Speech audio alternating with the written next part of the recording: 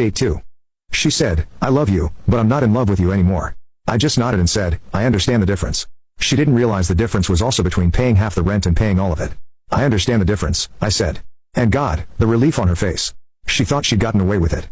For the next 2 weeks, she was a new person. She was breezy, happy, and treated me with the cheerful condescension of a benevolent employer. She went out with her friends, stayed out late, and would come home and tell me all about the interesting people she was meeting. She was living her best single life with the massive safety net of our shared apartment and my steady presence.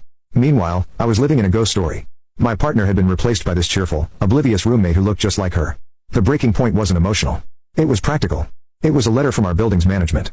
Our lease was up for renewal in 60 days, and due to market changes, the rent was going up by a lot, about $800 a month. I sat down at the kitchen table with the letter and a calculator.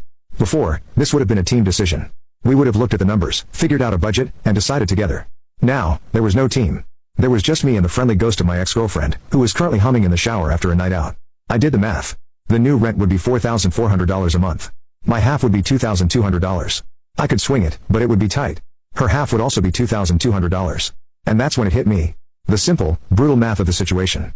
Her breezy new freedom was being paid for by our old 50-50 agreement. Her journey of self-discovery was being funded by a partnership she had already dissolved. That night, I didn't sleep. I was on rental websites looking at one-bedroom apartments. They were smaller, not as nice, but they were affordable for one person, my person. I found a place I liked in a neighborhood I'd always wanted to live in.